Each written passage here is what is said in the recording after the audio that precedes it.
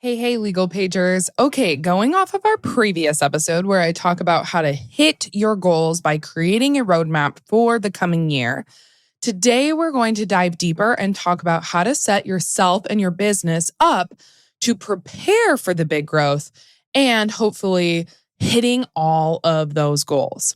If you haven't listened to episode 150 yet, I definitely recommend that you go back and listen because having clarity on the why and the how of your goal setting for the year is a pivotal first step. Because everything I'm going to share in today's episode isn't going to make a whole lot of sense or have the same effect if you haven't gotten crystal clear and connected the dots on what you want 2023 to look like. All right, so now that I've got that all cleared up, business owners, I teased at the end of our last episode that I would be sharing all about how to prepare for your road trip and also prepare for the growth that you've set for 2023. Because let's face it, you aren't going to go on a massive road trip without making sure that your windshield wiper fluid is full. Hello, Montana winters, where you have to do that 3 to 4 times. Or that your tire pressure is good, or that you don't need an oil change, or that you packed all the right snacks, or that you know exactly where you're staying at each leg of a cross-country road trip. And the same goes for the goals you set. Now, this may not be the most glamorous or sexy work as a business owner, let me tell you. After being in the industry for a while now, I know that particularly creatives are way better at actually dreaming and thinking up your goals. But the implementation and strategic operations to actually hit those goals, though, not so much. Another reason that this episode is going to be incredibly beneficial for you. I know that this is going to help prevent so many sticky operational situations from happening in your future. It's also going to help build that foundation that I've talked about time and time again, because you can't build a house with unsturdy 2x4s or faulty steel or having shoddy contractors. It's just not a good idea. So, enough metaphors for one intro. Let's just get into it. You're listening to the Legal Paige podcast, where we chat about life and business with a legal twist. I'm Paige, attorney and photographer helping online businesses and creatives tackle their business dreams without breaking out in hives. No more legal mumbo jumbo. This podcast features simple, bite-sized advice that'll have you legally legit in no time. Are you ready? Let's get started.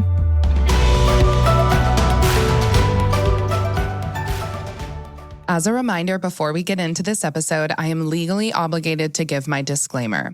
I am an attorney, but I am not your attorney. All legal information I talk about in this episode is intended for the masses and a large variety of different businesses. Please seek out another attorney in your city and home state if you need specific legal advice related to your unique business. Okay, let's get back to it. Alrighty, business owner. So now that we've intentionally set our big goals for the coming year and communicated them with our team and support members, let's actually prepare for all that growth. As I said at the beginning, this is like setting up your provisions for your big road trip. You have to start with operations. We here at the Legal Page like to think of our ops lane as really the backbone of our business. We've even had people ask, what do you do for ops? Like, can you share your secrets? And it's just been we've been building it over time and we've learned lessons along the way. And I love sharing about how we run the ops lane of our business. That's operations for short. And essentially, what I always tell people is you have to make sure that the vehicle is safe and ready to withstand the trip that you want to take. And of course, that the people in the car, which is your team members, know exactly what they need to do for each leg of the trip. So for example, if you're truly running your business by yourself and wearing all the hats, I like to think of it kind of like taking a horse and wagon Oregon Trail style across the country in 2023. Not efficient, not going to get you even to the Midwest by June kind of thing. You have to load up your vehicle with the right people in the right vehicle to make your road trip a success. Like, you're not going to take a tiny Toyota Camry with a team of 8 people when you could take, a Yukon or a Suburban. That would make everything a lot more comfortable. Now, here's another thought on this. I want you to imagine that you could snap your fingers and wiggle your nose and instantly achieve all of your goals. Like, congrats, you hit them all. But hitting all of your goals overnight would probably not be good news. Usually, we're actually not prepared for this type of growth, and I honestly don't want you to experience it. You will make mistakes along the way. Yeah, it's cool and everyone wants to go viral or everyone wants to have that amazing 100, 200K month. But I want you to use this prompt as an exercise to uncover what you truly need to do to not only hit your goals, but to have that solid foundation in place to support those goals. Here's some questions to start thinking about operations-wise. And this is what we always do as a team. What could go wrong? What would break? What other issues would this cause in your life and your business? Personal life as well. This will prompt you to help uncover the people, the processes, the systems, the tasks that are essential to your success. You could even say that they're squirrel-proof. So to give you an example, let's say one of the big goals you set was launching a course and enrolling 100 students. That's very concrete. If you enrolled those students right now, what would the onboarding look like? Would you even be able to send out that many contracts to people, accept that many payments, and actually onboard everyone with the top customer service in mind? Or do they just get in there and you're going to sort of drip content and they're going to be confused and you're going to be confused and your team's going to be scrambling trying to support them? Now, I want you to break down all of the things that need to be done with something like this, if this is your big goal you set for yourself. I don't want things to go wrong. And I promise you, sticky situations are going to happen if you just throw things at the wall and you don't think about the operations behind them. So what do you need to put in place now in Q1? What do you need to plug into Q2 and Q3 to make this, say, a successful launch by September?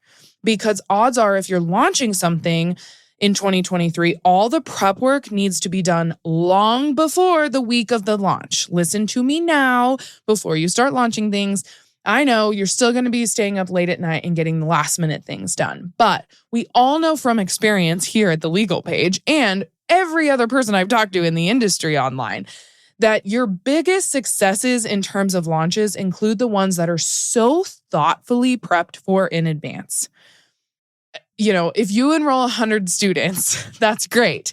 And maybe you make, $50,000. But what if you prepped for that 1 to 2 months in advance and you enrolled 250 students and you made over 6 figures? Wouldn't that be even more awesome? So please, please, please don't skip the operations step. Again, I cannot reiterate this enough. After you've set your roadmap for your big goals and you are clear on finding any leaks that could be exposed or amplified when achieving that goal, what you're doing here is preventing a massive engine leak 2/3 of the way into your road trip that leaves you stranded on the road, or worse, makes you buy a whole new car. And as we go back to our road trip analogy that we're on for 2023, this could be making sure there are air in all 4 tires, that the windshield washer fluid is full, that you don't need an oil change anytime soon, that you don't have any small leaks that could become big leaks on a long road trip.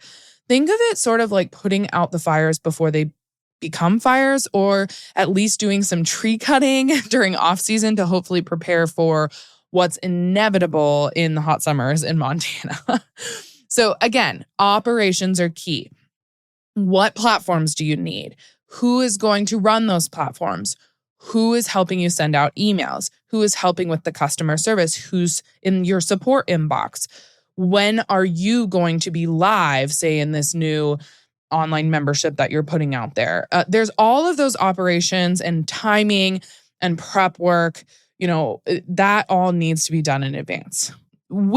Along those lines, I, of course, like to give a little bit of legal tips here as the Legal Page. I love talking business, but I always like to give you some legal know-how. I want to talk about contracts and insurance things that might go wrong as you're on your yearly road mapping journey. It's important, super, super vital to make sure that you're prepared for when things will be needed and how to implement, say, contracts throughout your, business journey with new offers. Because let me be fully frank here with you, that's exactly what contracts do. Let's not wait until there's an issue and backtrack to find out if you're protected or not. Think of this like your car insurance or having OnStar support. You got to be prepared for the worst before it even happens. And it might not even happen, but at least you're prepared for it. So with your offers or courses or client experiences, you have to have that contract in place to begin with to be prepared for what may be to come. And a quick note here, a contract doesn't replace actually having insurance for your business. This is just a metaphor. So make sure that you have proper insurance for your business, like a general liability policy. Maybe you're worried about like taking your gear, you travel a lot, get some gear insurance as well. And then a contract saves the clients and saves, a customer that you're supporting from sticky situations into the future. I like to think of it as your insurance is your umbrella, but your contract is kind of the first step to save you. And then if things go wrong, of course, your insurance can potentially kick in. So if you hit your goals, yay you. But if you're not set up on the back end with your contracts, you're just going to have sticky situations arise again and again and again throughout the year. Like enter here nightmare client or student that starts nitpicking everything and asking for more than you offered. Leaky boundaries just come into play, and not looking at your contracts beforehand, or having 100 students in your online course, or having, 10 new clients with your new service offering sign an updated contract and they just signed an old contract. It's going to leave you not only feeling uneasy, but extremely unprepared. Hot tip here. As you're thinking about your big goals and the contracts you need to have in place, again, be like, oh, Sally, I'm launching a membership program and I need a membership program contract to be agreed to at checkout when someone signs up. I don't want to have to send it to them later. That's an operations thing. Like, how can you automate this? How can you make it easier on yourself?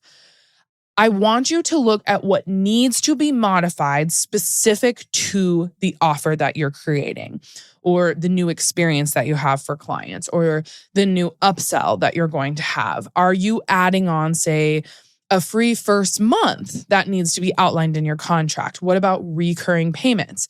When do they need to notify you of, say, a change in the contract? Or if you have like a membership program, a subscription change before they're automatically charged?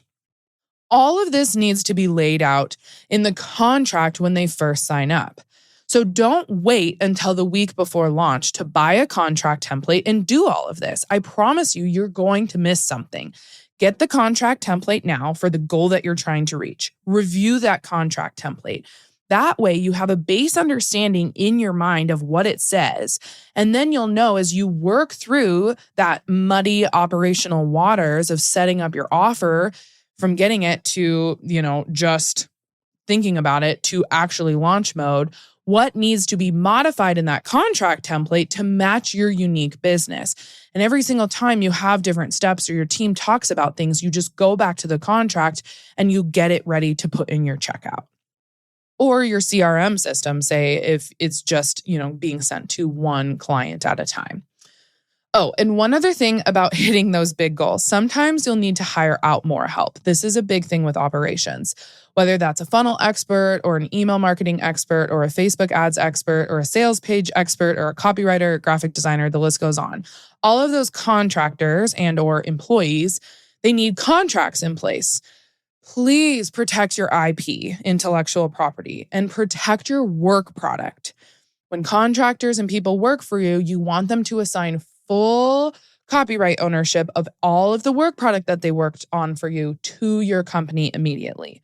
So as you review your contracts or your contractors' agreements that they're sending to you, you want to think about, not only what could go wrong, but what has gone wrong in the last year with my business. One big thing, I'm going to put this out there, that I heard in the industry at the end of 2022, and I don't know why, was that work product was getting deleted from contractors. Like contractors were kind of abrasive and vengeful, and they would just delete things from different people's accounts. So be careful when bringing people into your business, and remember that those type of things can happen, and you need to put that in your contract to prevent it from happening, and that they are liable if things like that occur. They work for you. All of that is your business's, copyright owned product.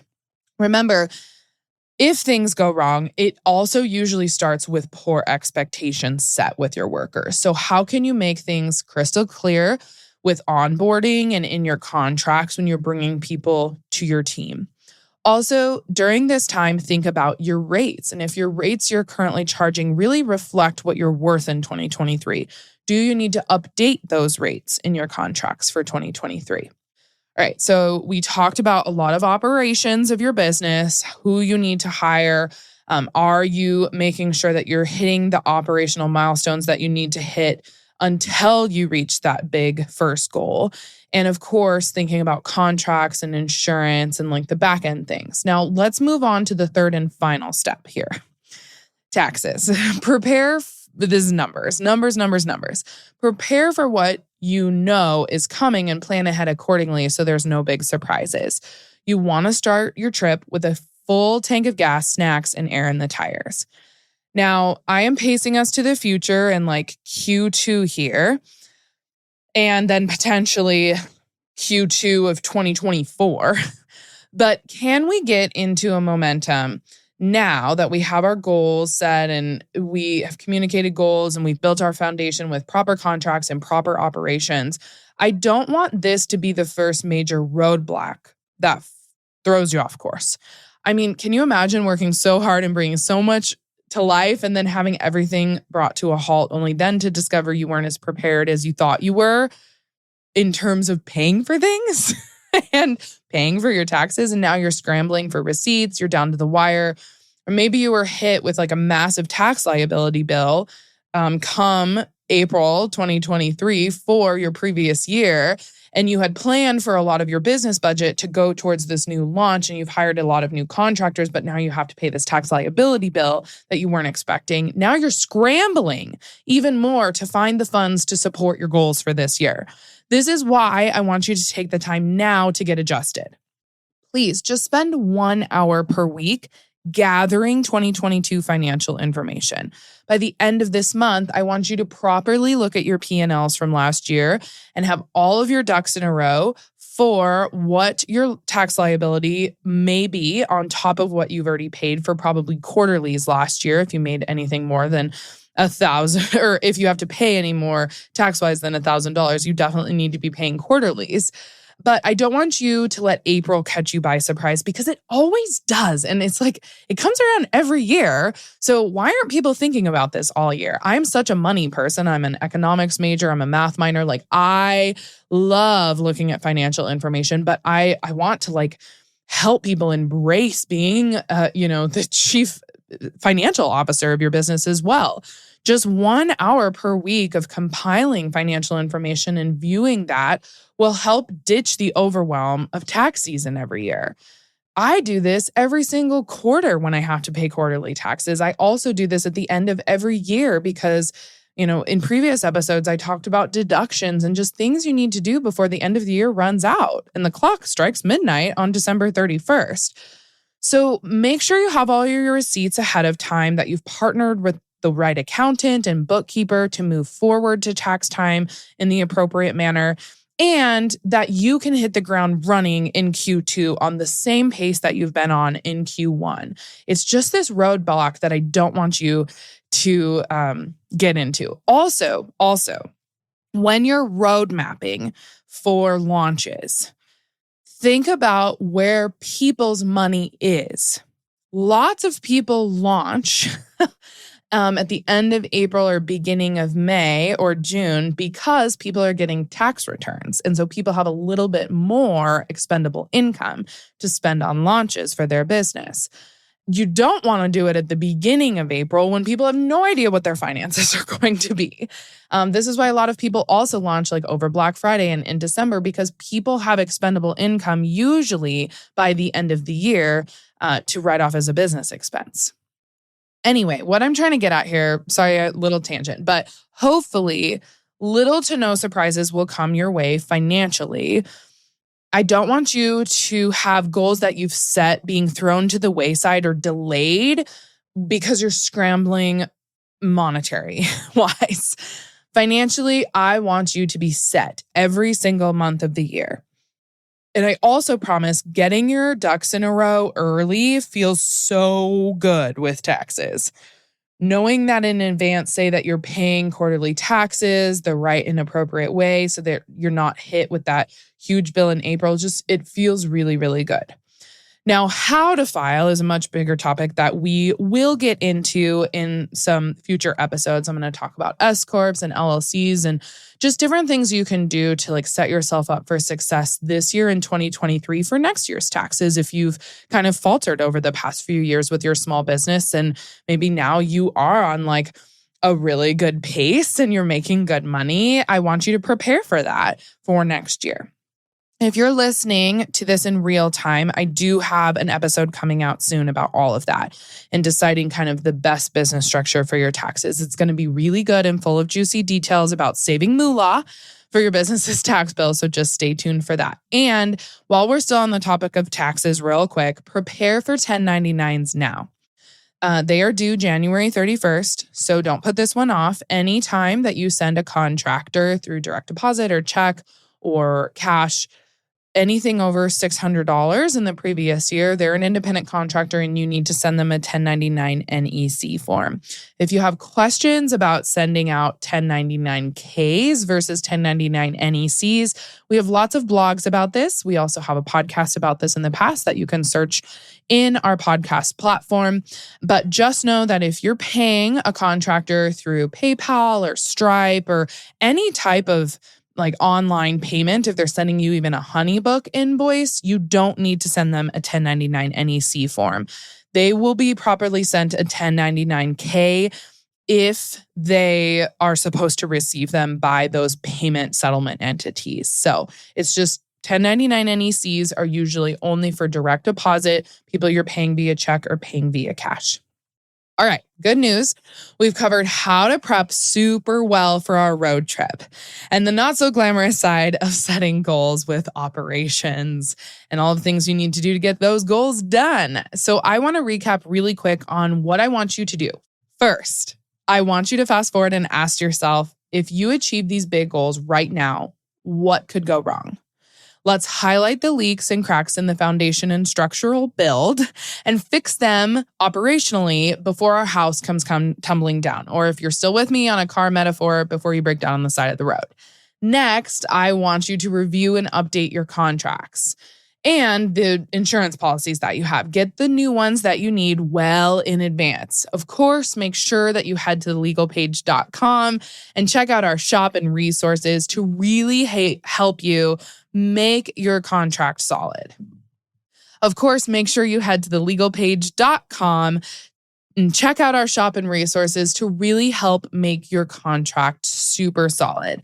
We create custom contracts for any type of offer that you may think of and goal that you are setting for 2023. And the final thing I want you to do is to help prepare for your big goals and get your ducks in a row for finances and taxes and start thinking about them. Like I mentioned, I don't want this to be the first roadblock that throws you off course for 2023. So look at your receipts, your accounts, partner with your accountant and your bookkeeper that you can trust. As we wrap up this episode, I also want to tell you to be on the lookout for the next episode that I have about sharing business entities, filing, and what it means to you as a business owner to save money in the long run and hopefully structure your business, legally speaking, also in the best way possible. So I hope you guys have enjoyed this road mapping journey of setting goals, accomplishing those goals, and just getting all of your ducks in a row and just making sure that the steps are there and you're seeing the steps that you need to take as you move forward in 2023. I will see you all in the next episode. And of course, if you have any questions, you can always reach out to us at thelegalpage.com or The Legal Page on social media.